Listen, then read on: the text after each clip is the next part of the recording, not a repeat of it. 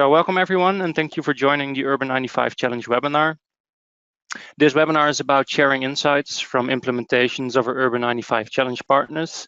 Their projects have the shared goal of improving the urban living environments for young children and their caregivers. My name is Ardan Kogelkoren. At the Bernard van Leer Foundation, I'm responsible for the Urban95 Challenge, and I will be your moderator for today. Next slide. Yeah. Just to go through our agenda first, I will give a very short introduction on the Bernard van Leer Foundation and the challenge. And after this, we'll have three presenters today. Dana Corres from the Pedestrian League in Mexico will talk about improving street safety. Amoe Williams from the Mmofra Foundation in Ghana will share insights about stimulating urban environments.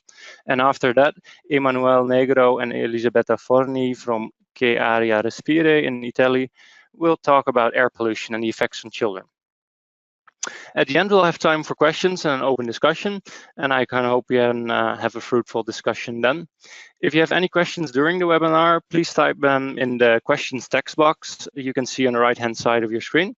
And don't forget to know to whom you're addressing the question to, so that we at the end can ask it to the right person. And we'll try to have them answered and discussed at the end.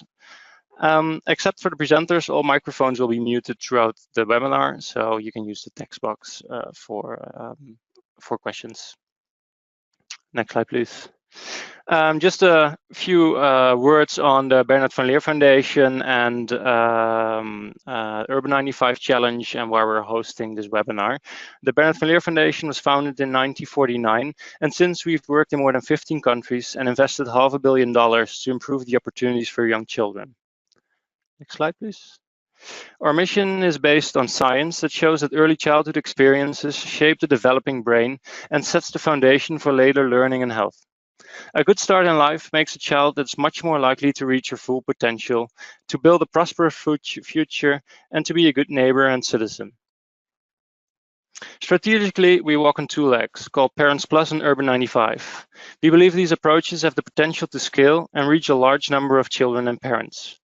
Parents Plus is about bundling services and opportunities for parents to learn and implement ways to stimulate their child's development. And the other, Urban95, aims to improve the living conditions of parents and young children in cities. Next slide, please. Urban95 is the topic of this webinar. Since we launched it in 2016, Urban95 has already generated a lot of enthusiasm. It's putting young children and families at the center of a city's policy agenda by asking one simple question. Whether you're a mayor, an architect, or a parent, we ask you to consider, if you could experience the city from 95 centimeters, the height of a 3-year-old, what would you change? By integrating the needs of young children in how we plan spaces, we contribute to a better environment, supporting optimal brain development and improving livability for everyone. To inspire cities from around the world to start planning from the vantage point of babies, toddlers, and their caregivers, we are putting our resources to 3 aspects. The first is introducing the needs of young children to the general global dialogue about the future of cities. The second, directing partnerships, is evolve direct partnerships with governments of 10 pioneering cities to take promising practices to scale. And thirdly, it's our Urban95 Challenge program. Through this program, we are shining a light on new and innovative ideas from throughout the world that improve the way young children live, learn, and play in cities. So today we have presenters from 3 partners of the Urban95 Challenge program who will be able to share with you what they've learned from their work. Next slide, please. We'll start first with Dana Corres from Liga Peatonal. Diana is a communication specialist and has been working on mobility and public policy walkability since 2013. Diana is the Central General Coordinator of the Liga Peatonal, an NGO dedicated to transforming cities through walkability and pedestrianism with a perspective of human rights, gender, road safety, and children. Liga Peatonal works with both government and civil society and works as a network throughout Mexico. With support of the Urban95 Challenge, they've created a website using public data to map hotspots for traffic accidents in relation to school zones. Since the launch, it has drawn a lot of public and media attention in Mexico City. And so we're very much interested in learning from their insights. Dana, we will give the floor to you. So we'll unmute your microphone and you'll be able to start your presentation. Yes, thank you very much, Arden, and thank you to the Bernard van Leer Foundation for the invitation. We're really happy to share all this process with you and to tell you how we came up with this methodology. So let's begin with. For us, it's very important to begin with saying like how we see road safety, right? So next, please. First of all, let's understand what is the traditional concept in which we understand road safety. And we can say that at least here in Latin America, the vision we have for road safety has to do with blaming the users of the street, right? We can say that that's also the Asian approach and the American approach, right? So also, let's take into account that at least in Mexico, we live in a very violent country. So that has a very specific approach in which we have to think about road violence because people already live in violence throughout their lives. So we need to be very smart in the way we communicate road violence too. And when we think about road safety solutions, what do we think about? So normally in Latin American countries and here in Mexico, when we think about those solutions, we think about, scolding people and telling people what to do instead of changing infrastructure.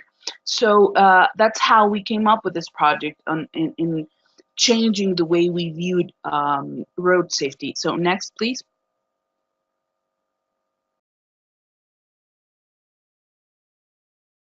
Next slide.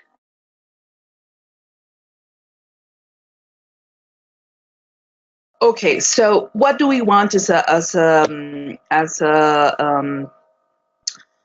organization? We want to generate citizen participation that transforms dangerous school environments, and to do this, we also got all this inspiration from David Harvey and from Lefebvre that our political task, Lefebvre suggests, is to imagine and reconstitute a totally different kind of city out of the disgusting mess of a globalizing, urbanizing capital run among. But that cannot occur without the creation of a vigorously anti-capitalist movement that focuses on the transformation of daily urban life as its goal. So that's our main objective as an NGO in Liga Peatonal, to give people the power to change the city. We already have the power, but we are working into giving people the tools to do so. So next, please. So when we think about road safety for children, we were wondering if we can also have this in our developing countries. And we think as an organization that we can have children walking to school safely. So next. These are actually the four parts of the methodology. First is no data, 2 is audit, 3 citizen empowerment, and then 4 transform. So the first part of the methodology is called know your data. So the first part of the methodology was worked with the National University of Mexico, UNAM, and we worked with the geography unit. And what we came up with is this study in which we gathered all the schools in Mexico City, meaning kindergartens and then daycare centers and then primary schools, and then we put them into a map, and then we cleaned all the databases and we generated information regarding road accidents only in the hours of entrance and out of schools. This is from 6 a.m. to 9 a.m. and then from 12 p.m. to 3 p.m. Okay, so only road accidents involving pedestrians or cyclists, right?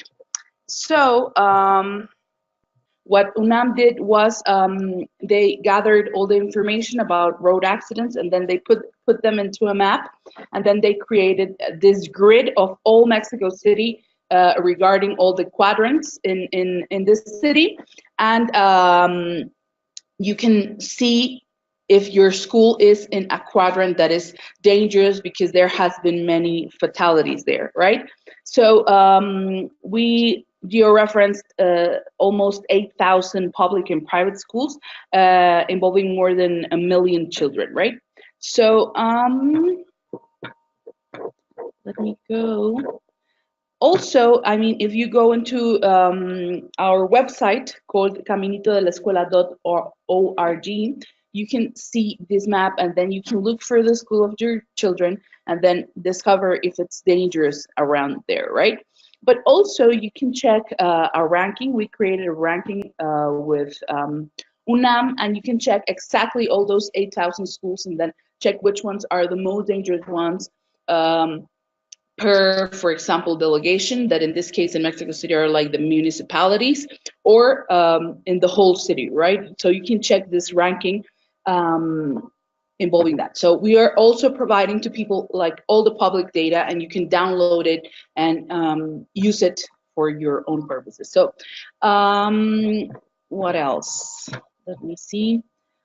We have calculated that 17,000 children could be impacted, and up to 163 collisions involving pedestrians could be avoided every year by intervening the topmost 3 dangerous environments per delegation, which means 46 environments, or 7,000 children could be impacted, and up to 57 collisions involving pedestrians could be avoided every year by intervening the most dangerous environment per delegation, which means 16 environments. So this is the first part of the methodology. So you already know, because you checked into in this map, that it is dangerous to do stuff, right? So this goes to the second part of the methodology that is called audit. So these are very easy to use evaluation tools for parents and grandparents and neighbors to go out and see how road safety works. Why did we create this? Because we realized that people do not know how road safety works. So for us, it was really important to providing people the tools to understand, because I mean, we as experts or people that work on this already know how road safety works, right? But people do not know that. So let's give them the tools to understand and to become part of our fight on the streets. So we created these 3 tools, very easy to use, from the most complex one to the most easy one, right? So walkability audit in school streets, using, for example, in this case, Mapillary, that is an open data source, and then a photography walk, and then a simple walk. So you go to the first part. I mean, in all the 3 recipes, what you have to do is to download the audit. It is written in a very simple way and explaining people which are the things that intervene in the safety of the environment, no? Or the school environment. So in this case, we have speed, traffic, congestion, the crossroads, if they're safe or not, then sidewalks, and then safety. You can see them here in the audit. And then you go out, I mean, you print it, you go out, you walk, you can take pictures, you can use your Mapillary tool or whatever, right? So we provide you with these 3 recipes, from the most complex one to the most easy one, right? The easiest one, sorry. So then you go to the third part. So already you know the data, right? You know it's dangerous or not, or a little dangerous. Then you have already gone out and do your audit. You already evaluated the place. You already know why it is dangerous, because it can be because speeds are really high, or because there is no safe crossroad or whatever, right? Crosswalk. So let's go to the third part.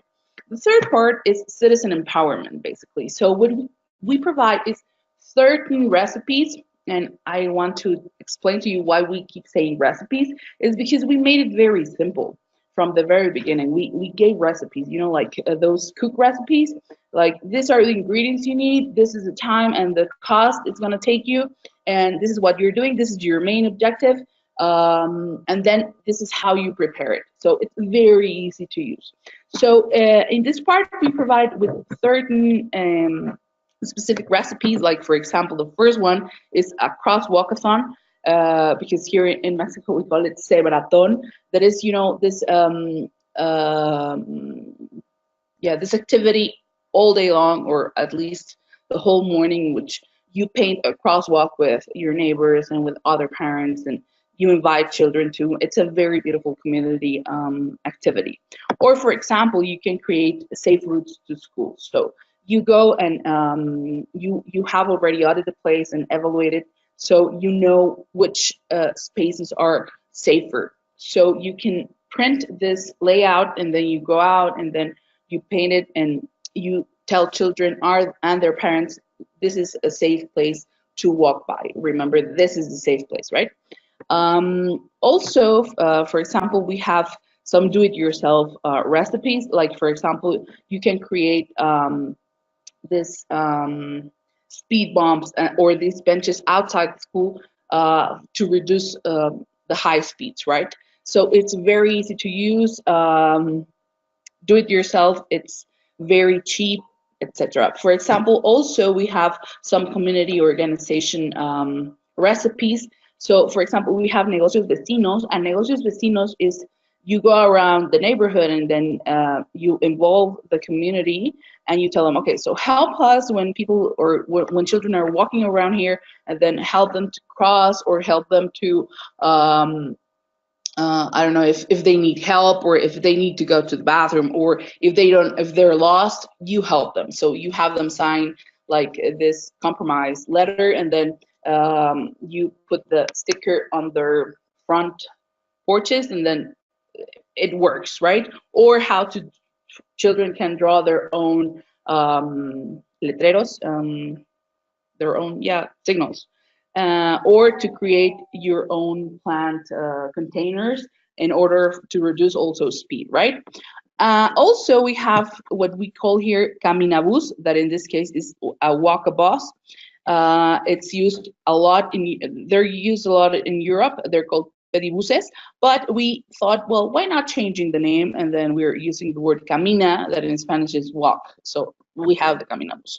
Also, you can have children give tickets, right? So we created this format. You just print it, and then you go out with your children and you tell them that, well, this is not okay, and they can give tickets to the road users, and specifically to car users, right?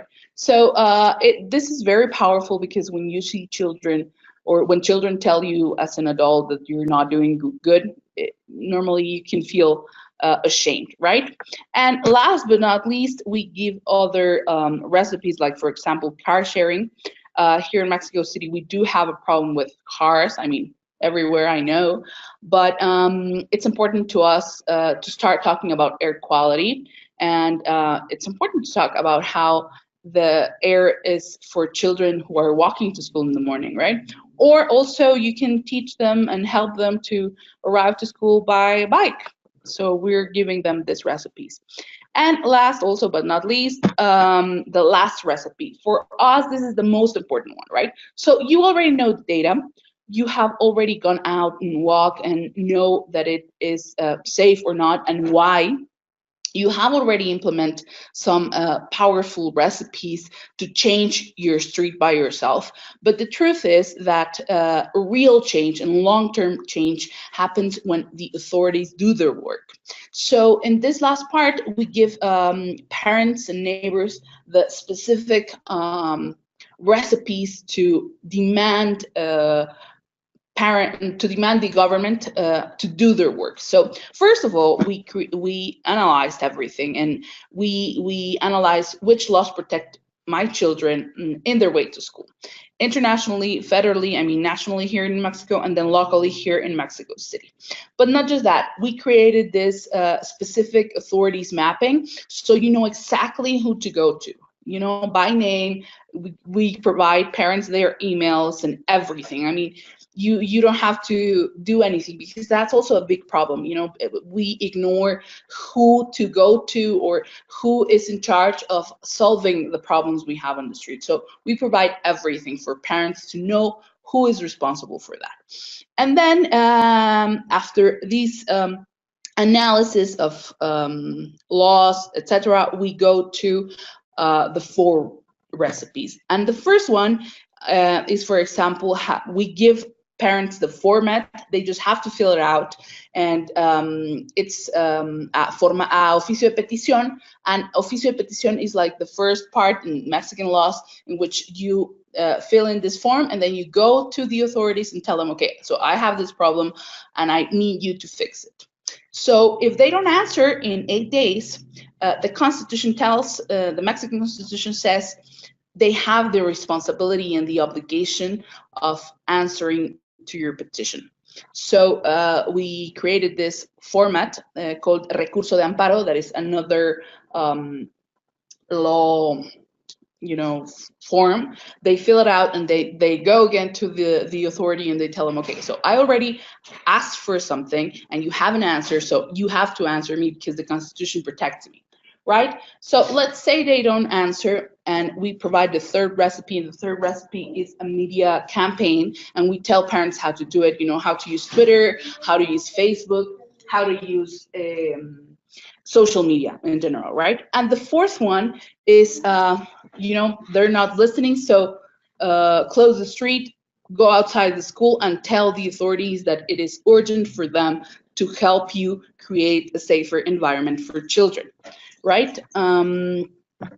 So basically, that is Caminito de la Escuela. You can find everything from the map to the recipes, the 3 type of recipes in caminitodelascuela.org.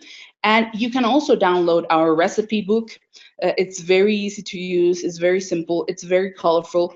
Our bet is to make also road safety colorful, because we know that people are overwhelmed with problems and the climate crisis and everything. So let's make it attractive. The next steps in which we will be working on is making Caminito work in specific quadrants in Mexico City, specifically the most dangerous one. Then specific analysis and documentation to create specific components for public policy regarding children, and then improving the methodology. We know that this is very clean and very beautiful, but we know that it is possible that it has some mistakes, etc. So you can check everything in caminitodelascuela.org, and well, thank you, and you can be a part of Caminito de la Escuela. If you're listening from other parts of Mexico or of Latin America, please get in touch. My name is Dana Corres, and you can find my email in this slide. Last but not least, tell you who we are, because we're Liga Peatonal, and we are an NGO working in walkability and pedestrian issues. So I think that's it. Thank you very much.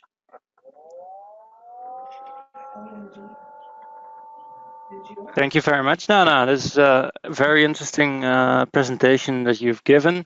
I just want to tell all the audience that if you have any questions, that at the end there will be a Q&A session. And if you have any questions now already that you'd like to see discussed at the end, that you can share them in the questions box. So thanks again, Dana, for your presentation. We'll now continue with the next presentation, which is from Amoe Phillips. She's an advocate for securing child-friendly public cultural spaces in Africa, with a lifelong interest in children and designing for play in African context.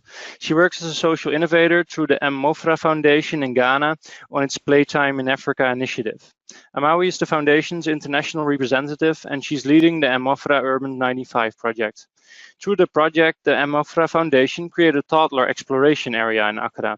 It's promoting play and sensory stimulation through physical elements made from local materials.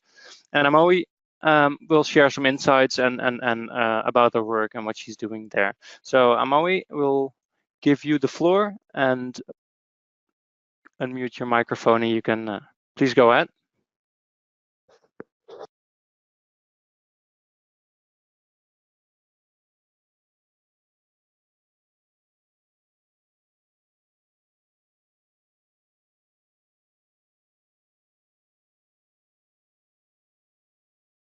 Amoe, we can't hear you, so maybe you have your microphone muted on your side.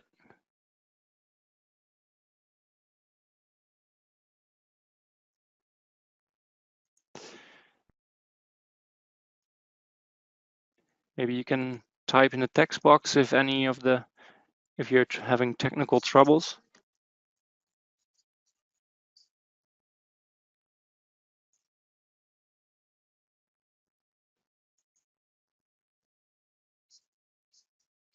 It seems on our side, it says that you're self-muted. Can you hear me now? Yeah, perfect. Great. Okay, good. So I'll just start over quickly. Thank you, Arden. Hello, everyone. And I was just saying thanks to Dana for highlighting the issue of road safety, especially for small children, which is really important everywhere. So if I could have my first slide. Mmofra Foundation is a civic organization in Ghana. It's served children since 1997, and some of the core concepts for our work are cultural and civic enrichment in environments that encourage creativity.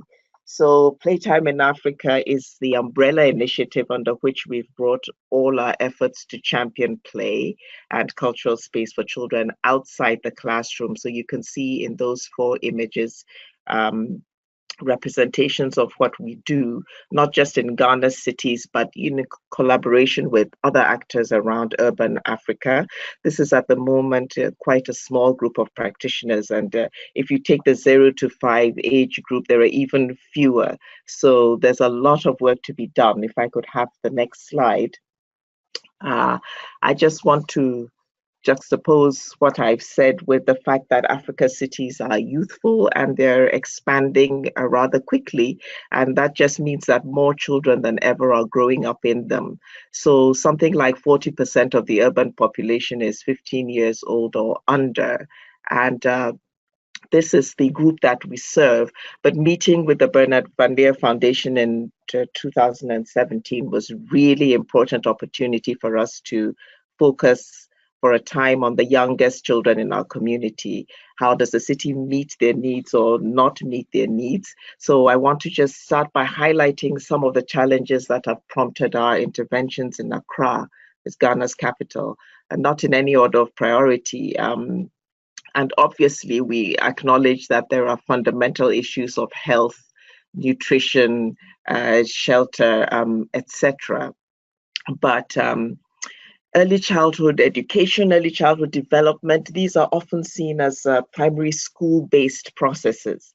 So the school culture, even for very young children, is characterized by rote learning, disciplinarian, regimented approach. And the reason why this matters is because children are being placed in indoor school settings as early as 1 and 2 years old. And so they're learning very early, and not to engage their natural curiosity and instinct to explore, but to sit in rows, to respond to an authority figure, etc. Another issue, if I could have the next slide, is that very little of the city's public spaces outside the classroom are designed with children under 6 in mind. So we know that parents and educators and activists and concerned residents have strongly expressed their frustration with the lack of properly functioned children's parks, for example. And by that, I mean publicly accessible, maintained, thoughtfully designed, or intentionally positioned open spaces. So this is where we focus our attention.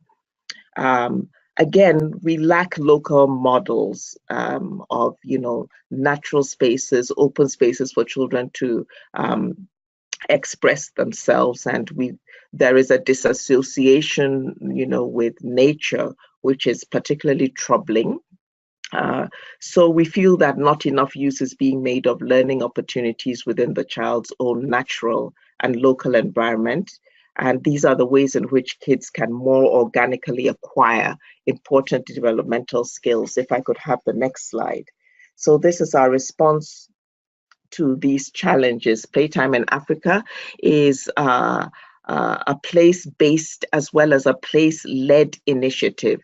And what this means is that we're stewards of a 2-acre green space in Accra, which is gaining a reputation as a pioneering natural learning environment and a site for outdoor hands-on discovery, and a place where a variety of other education innovations are taking place. I stress place-led as well as place-based because we recognize that spaces of this size are not readily available in the cities, but nevertheless, they can act as models for smaller areas that can take certain units of these ideas and implement them. This place is accessible to children of all backgrounds, and it serves as an incubator of child-centered ideas. And in our context, the physical model really matters because it helps to make the argument to decision makers and influencers at both the local and national levels. Next slide, please. We're trying to make our prototyping of child-friendly environments very responsive to both developmental goals and what is readily available in the environment. So this structure is one that works well as an example because it takes as its starting point the strong oral storytelling and percussive rhythm culture we have in Ghana.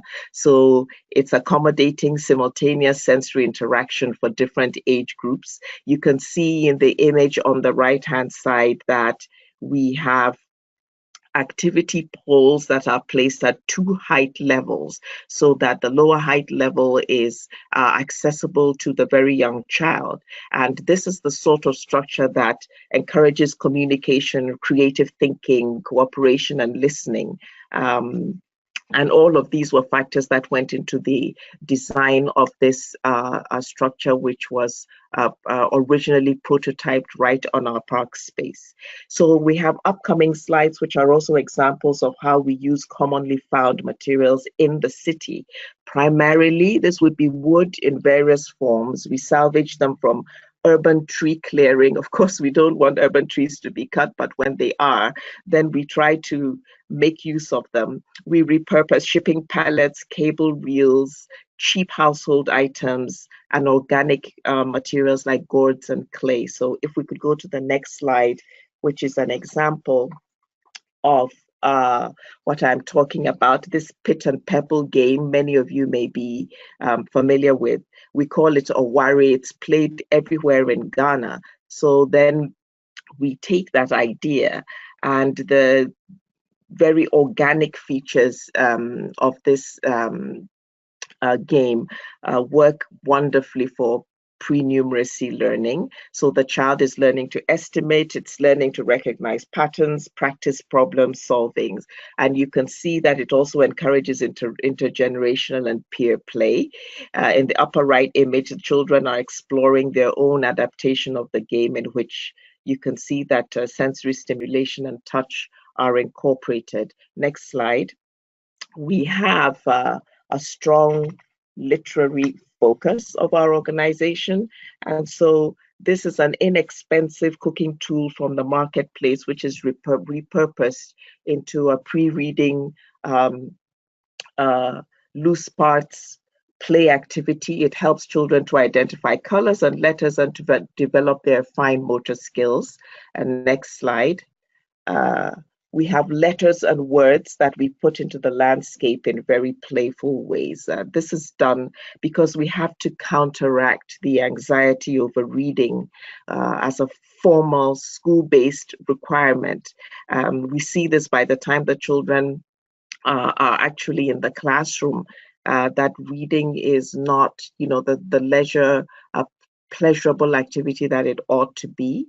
And so the park, creates these intimate nooks where children can practice pleasure reading. And we think consistency of approach matters. So the content of the reading material is something with which, we ensure that the child can make some associations in its own life, as well as, of course, imagining and reaching out to other experiences as well. Next slide.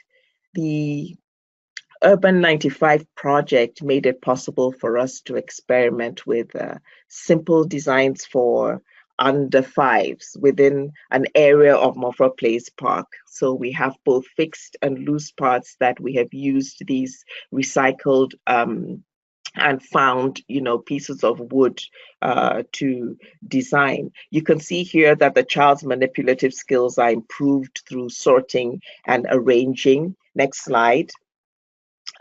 We have made sure that the shapes that we're using are deliberately organic, so children can connect with natural forms while at the same time they're assessing risk, they're climbing and balancing, practicing socialization.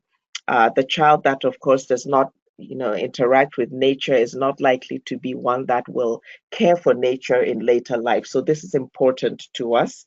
And I want to mention here that the absence of child-friendly public space in Accra means that children from different backgrounds rarely have the opportunity to mix. So this park is one of the few spaces in which such interactions can occur in the city. Next, we have further examples. If I could have the next slide.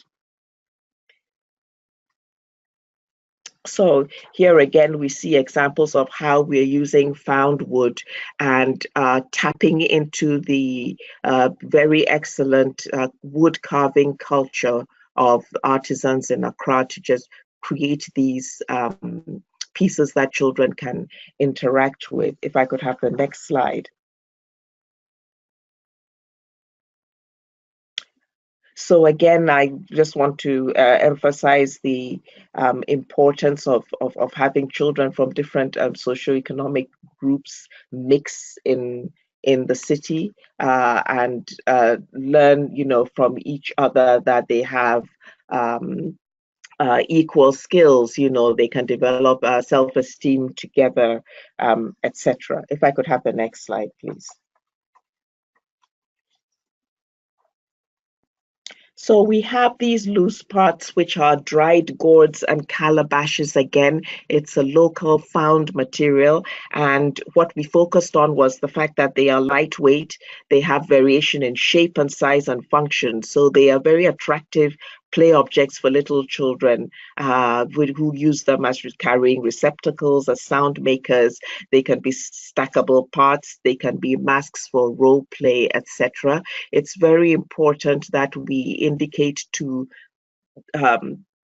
the people who use these, for cooking utensils or other sort of household utilitarian goals, that that the repurposing can happen in these creative ways, and that this supports their children's development, their imaginative play, etc. If we could have the next slide, please.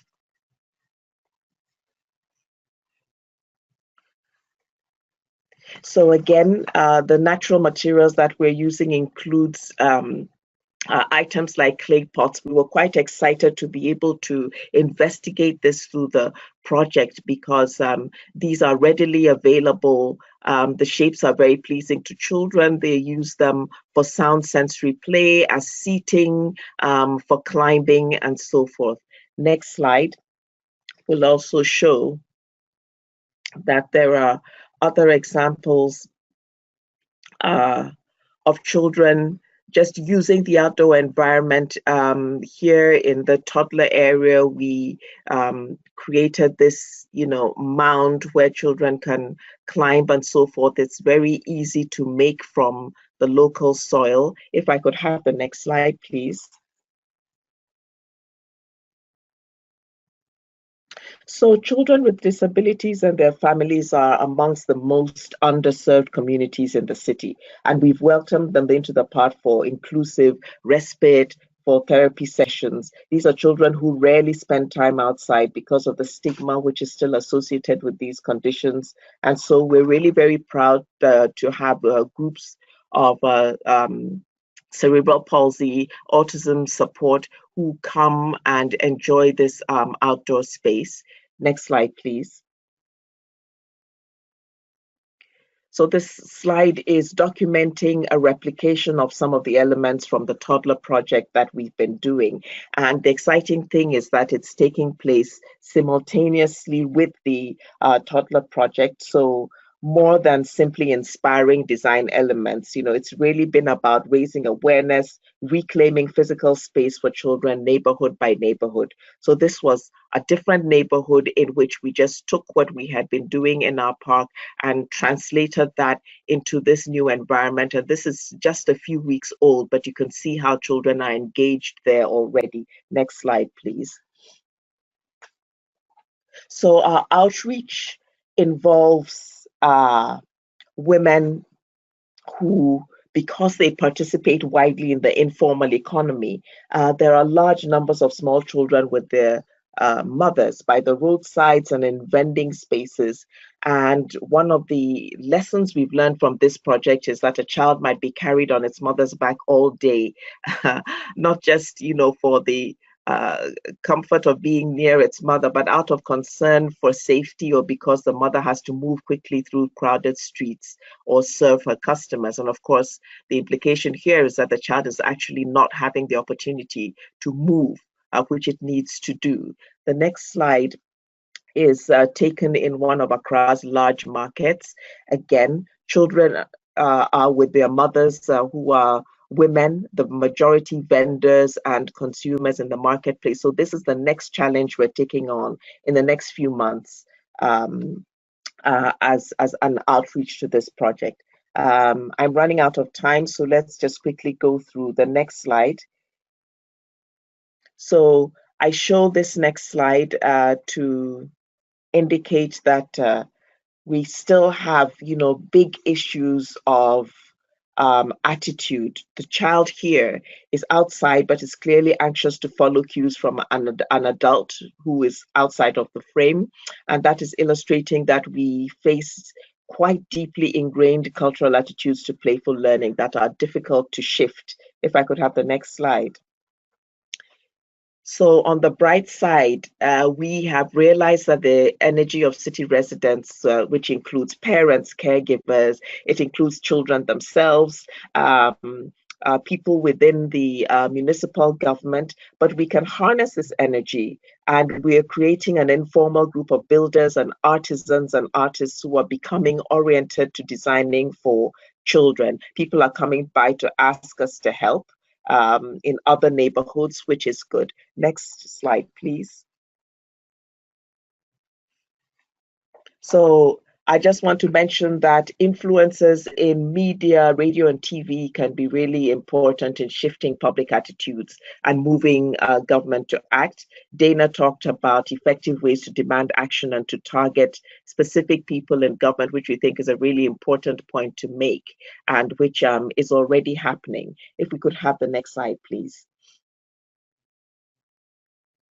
So we're disseminating information about our ideas through social media, opening up, the models that we have to the whole city, giving everybody the opportunity to come and see what we're doing, and so that we can encourage them to implement them elsewhere in the city. And I think that I'm running out of time, so I'll stop here and hope that in the question time, perhaps I can add to this. Thank you.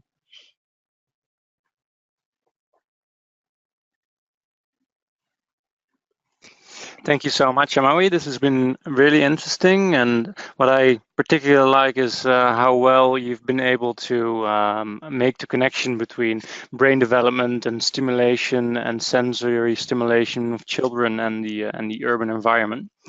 I hope we can have some time at the end to talk more. Right now, we'll continue with the presentation from Elisabetta and Emmanuel from Che Aria Respire. Elisabetta is a researcher and adjunct professor of urban and environmental sociology. And over the last 2 decades, her main studies and publications have focused on factors that can make cities more livable. Her concern for the condition of urban childhood is the basis of her studies on how to put urban children at the top of the political agenda for a better city. The other presenter from Italy who will share the presentation together is Emanuele Negro. He has been working for more than 20 years on renewable energies in England and in France. Afterwards, he shifted his scientific focus on the environmental impact of energy resources, cradle to grave energy, and the transformation of socio-technical systems. Their project, with the name Che Aria Respire, is raising awareness of air pollution in the city of Torino, and they're developing new ways to measure air pollution in areas where children often are. Elisabeth and Emmanuel, the floor is yours. Thank you, Arden. We are not an association. We are just a group of professionals in various fields related to urban sciences, environment, and childhood. Can you please change the slide? Next. We all share a deep concern about pollution in our city, Turin, and we believe that the right to the city has to be ensured primarily to children. So we gathered as a group for sharing our experiences and knowledge about Turin's criticalities in order to respond to Urban95 challenge. So from left to right, Chiara Carlucci, who is an architect, myself as a sociologist, Angela Nasso, architect and expert in participatory processes, Emanuele Negro is a physicist, and Miriam Strupek is an urbanist. Next slide, please. Che Aria Respire main challenge is about air pollution in Torino. In Torino, PM10, for example, is which is one of the components of air pollution, is ranking the highest at national and European level.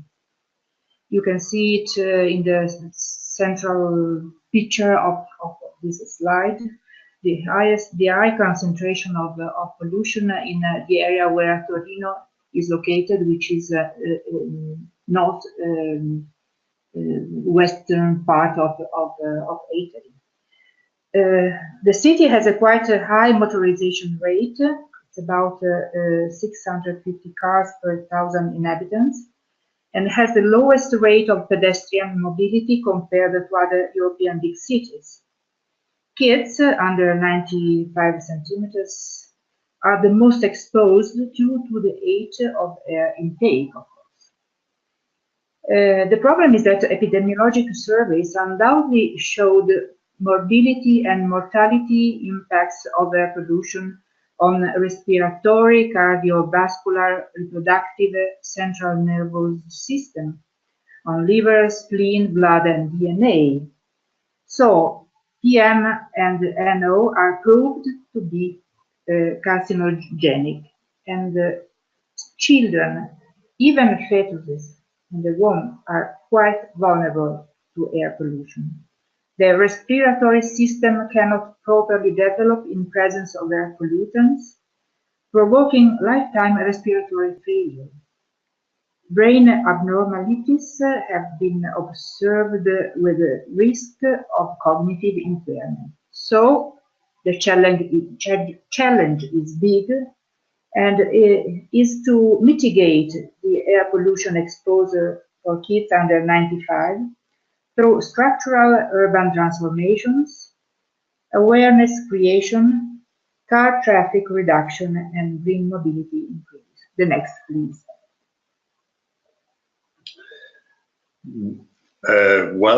This is Emanuele Negro speaking. I can carry on the presentation. The project was built along 6 major themes, and the project was carried out in near center neighborhood in Turin, which has a high air pollution levels, and we involved preschool kids. The major themes around which the project was built are the following: awareness creation among adults on the air quality, child health. Adults are mostly responsible for pollution, also they have to be aware. Second theme, knowledge building among children on main air features, on air pollution sources, mobility, and the right to playable public spaces. While children, knowledge building, of course, they have to be aware of what's going on and be able to ask adults what are their rights. Third theme, involvement of neighborhoods inhabitants. Of course, the school is in an area, and so the local inhabitants have to be included in the project. Monitoring is a major theme because in order to discuss about pollution, you have to provide some sizable data about what's going on. Public administration involvement, of course, they have to be involved because they are responsible for urban transformation. And last but not least, communication, press, TV, web, and social media. Next slide, please.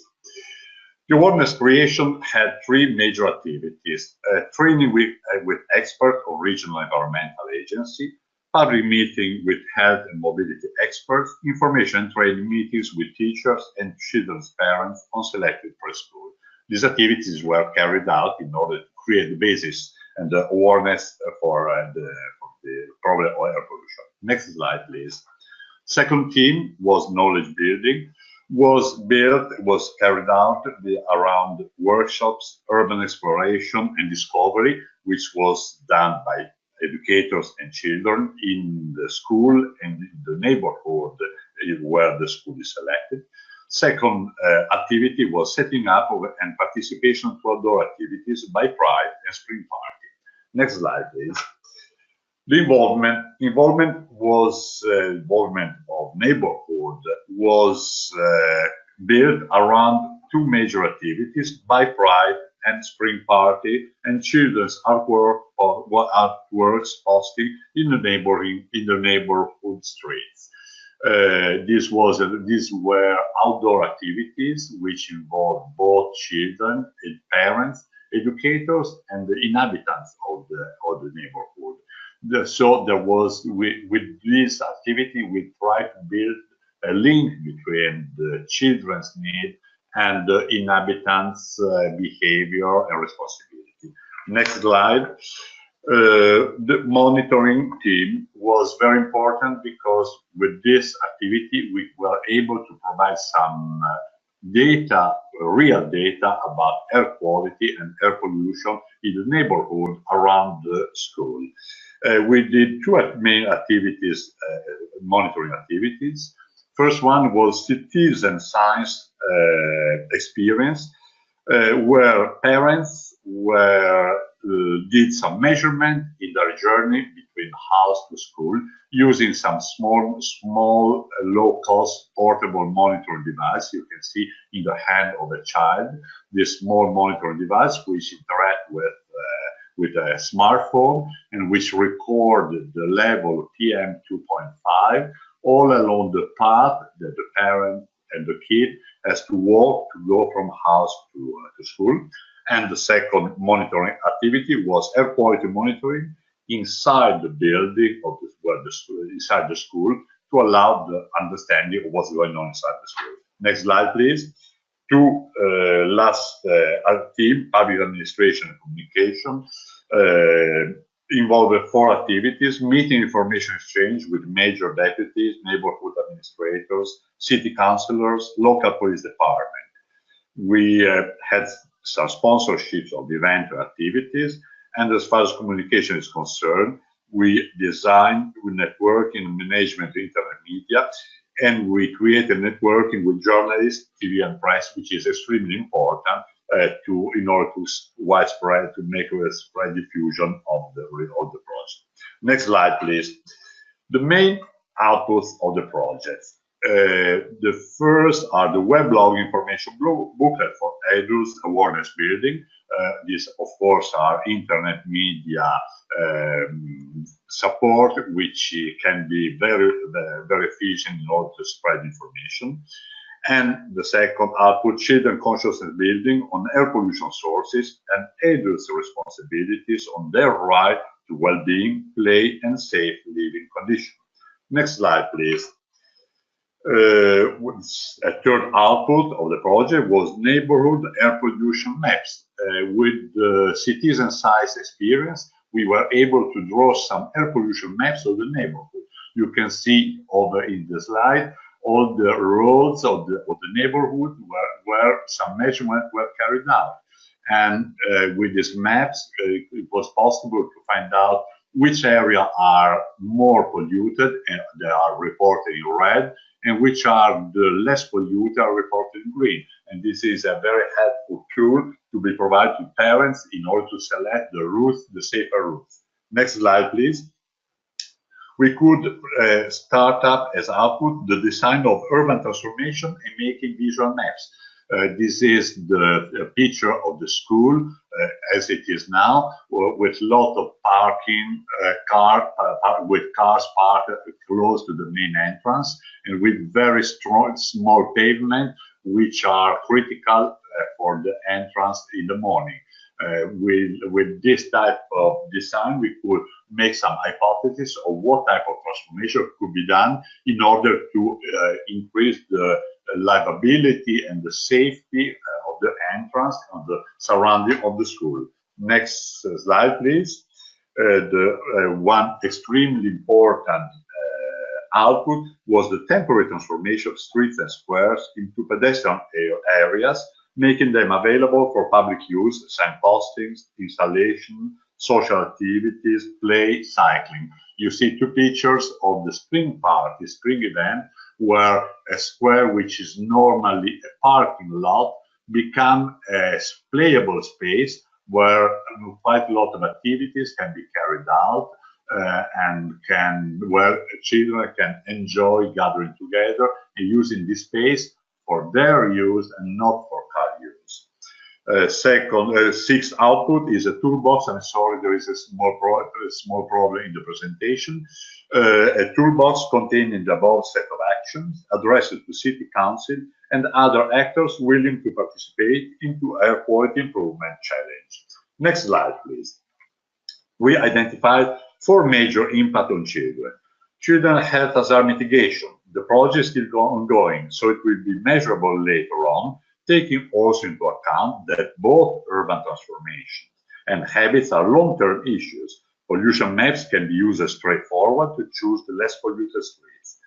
Children's well-being, their ideas and desires about public space transformation have been turned into possible reality, thus providing a lively experience as well as self-esteem and confidence in adults as actors of transformations in their favor.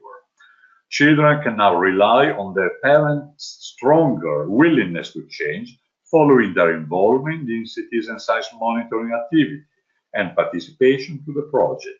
Children can get proper support and knowledge from their teachers, now aware of environmental and health challenges. Next slide, please. Lesson learned from this project. 4 major lessons. The number of public spaces reclaimed in favor of children should have been higher. This is a key point. We should reclaim public space and make them available to children. Second, neighborhood inhabitants should have been more involved in project activities. We noticed in the last event that actually the neighborhood were extremely excited about their participation. So this is a very important point in order to make a project successful, creating connection between the school and the neighborhood. Third lesson, the timing and sequence of action should have been more tailored on the basis of school calendar and local seasonal climate. This is a problem, let's say, of Turin, where there is a long and cold winter, and so all the activities have to fit with the local climate. Fourth lesson, we should have claimed more support from public administration and environmental regional agency. Information campaigns on health hazard, participatory processes on urban transformation and green mobility, and so on. We still have some challenges to be tackled. Bad habits linked mainly to car use are difficult to be replaced with good ones. Inertia and long time scale of public administration's actions for urban changes, e.g. public transport enhancement, bike mobility support, and so on. Next slide, please. We finally identified few keys for success and replication of this type of project. The first is the size of children working group. A size between 20 and 40 proved to be ideal in order to work well, make quite good sense awareness creation, and so on with children. Second key point is the active involvement of teachers. Teachers were very keen and very available in order to participate in this project, both in our presence and afterwards. So the involvement of teacher is absolutely mandatory. Third key point, active involvement of parents and in the citizen science activities, making this type of citizen science activity create a connection between the message you want to communicate and the willingness to participate and to change of the parents. Fourth key point is the media support, information diffusion. Just to summarize let's say, the result of our project, we can say that we are confident that our process has been effective, as we received, even before the end of the project, requests to present our results and make available our toolbox and know-how to the City Urban Planning Commission, and as well as in favor of the city of the metropolitan area. So we are confident that with the basis of our work, which has been carried out in the last 10 months, we can, after the end of completion of the project, promote and diffuse our result in our city. Thank you for listening. Thank you. Thank you so much for your presentation. Truly interesting to see your strategies for tackling and making, building more awareness on air pollution. It's truly a touching subject, as air pollution is touching child health much more than adults' health and also its brain development. Thank you so much, all presenters, for your presentations. It's just 5 minutes past the end time that we've focused on for this webinar.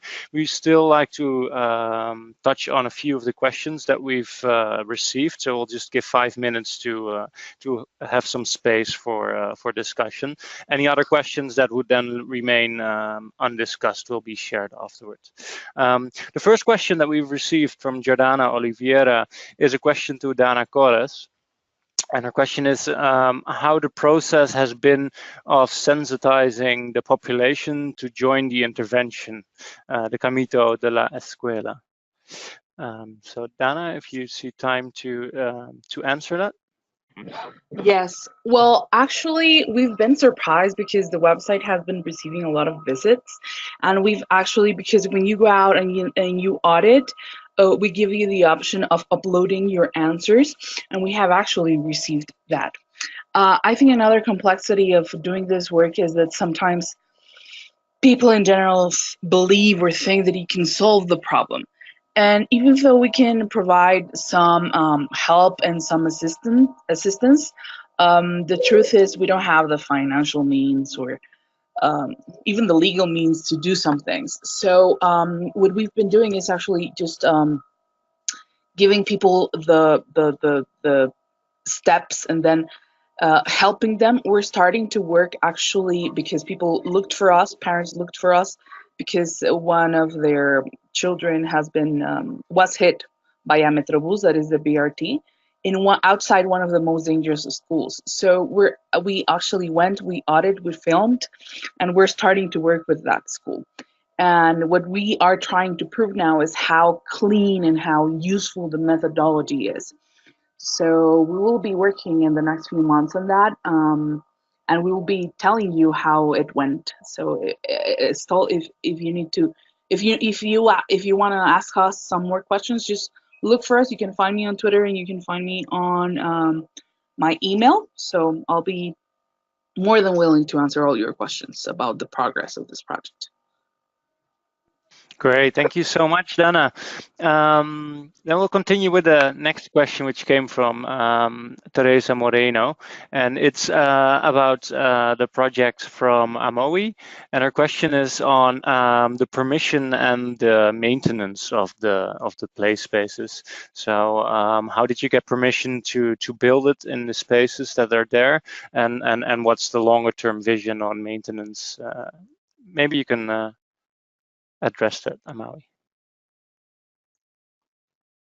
Sure. So these are two very vital issues. With permission, we were very fortunate because we have access to the model park where we have been working. So we have the ability to make decisions and to design and a prototype and test there without any problem at all with permission. But we recognize that permissions are an issue in other parts of the city, and that this often slows down, you know, the activities that city residents want to undertake in their own spaces.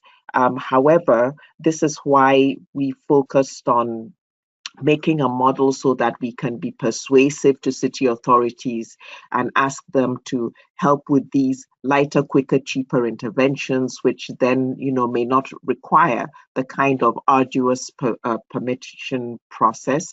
Maintenance is always a big problem. We have to reinforce this to set up maintenance protocols because in the city, things, do not get maintained properly. So that is definitely an ongoing issue, but we're very aware of it. And so we try and make sure that wherever we are making an intervention, the maintenance protocol is a big part of the discussion with the community.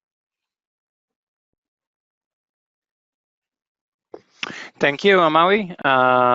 That's great to have this reflection from you on maintenance in the longer term. Another question we received from India.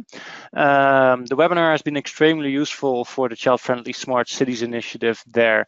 The question is how the neighborhoods have been selected for the last presentation on air pollution. So how the neighborhoods have been selected and if there's a difference between neighborhoods that you've experienced there in the city. So maybe if Emmanuel or Elisabetta? Yes, Yeah. Well, shortly, well, the neighborhood is quite central, not the inner, the historic inner city area, but it's immediately connected to this part of the city. And we made this choice because it is an example of social mixity, mixture of different social groups with a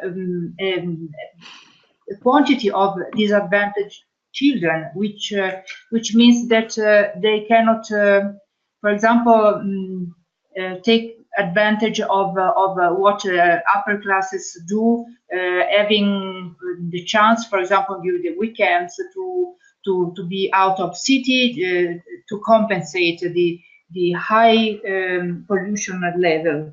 And so, and since it is close to a limited traffic area, this neighborhood is going to get all the traffic of the cars which cannot get into the inner city where there is a restriction in traffic. So this is in this sense, this is an example of this disadvantaged area where children at the same time do not have any open public space, green area available.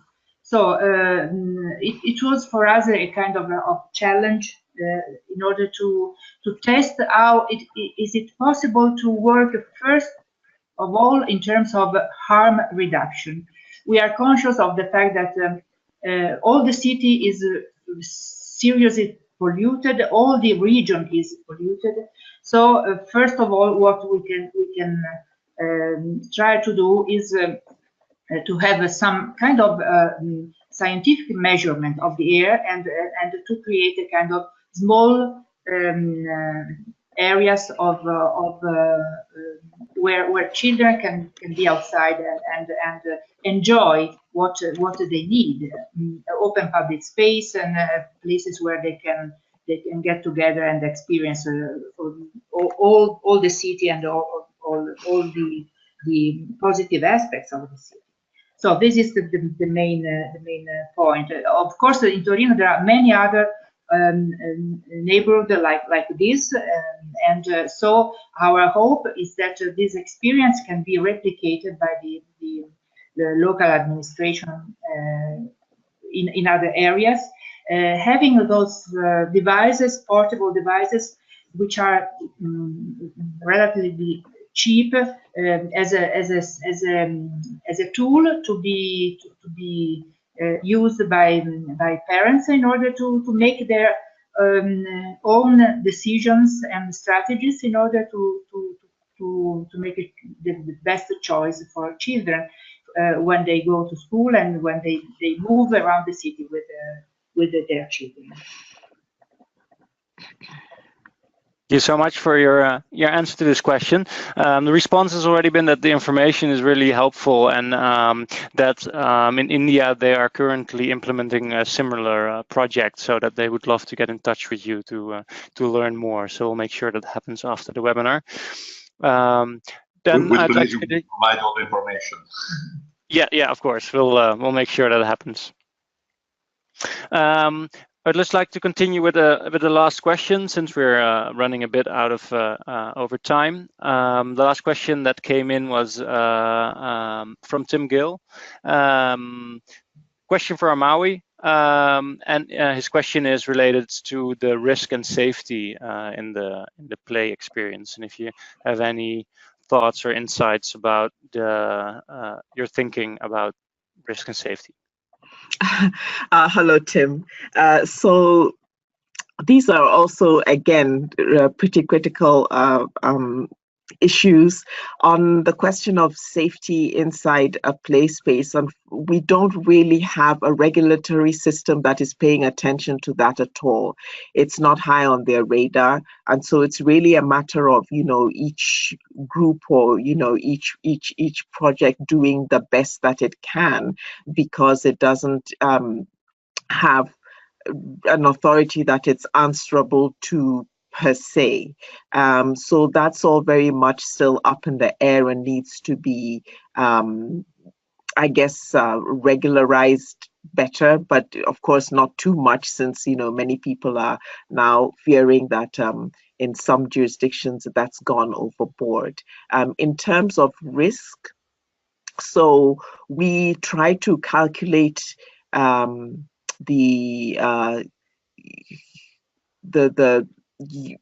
usefulness to children of some of the structures that we make, so that they're not too dangerous. I mean, risk in the city where we work overall is actually really high, because children are playing in environments that are not necessarily safe at all. I've always said that, in cities like Accra, the adventure playground already exists, and the risk factor is already too high. So we do not have the issue of trying to sort of increase, risk that other places that have better safety regimes have. So, just to summarize, these are matters that at the moment we're having to assess, mostly ourselves as we go along, and hopefully shortly there'll be, an opportunity to work with governments and authorities to have some sort of a properly balanced system. Shamawi, thank you for all the answers to these questions that the audience have posed, and thank you so much for all the valuable insights and inspirations from all your presentations. All very interesting topics, from safe mobility to stimulating public space and tackling the negative effects of living in cities. All elements that contribute to stimulating and vibrant and safe experience living and growing up in cities for children and caregivers. Thank you everyone for joining this webinar, and all presenters for their contributions and their insights. We'll now end up with this end the webinar, and thank you all, and have a nice day.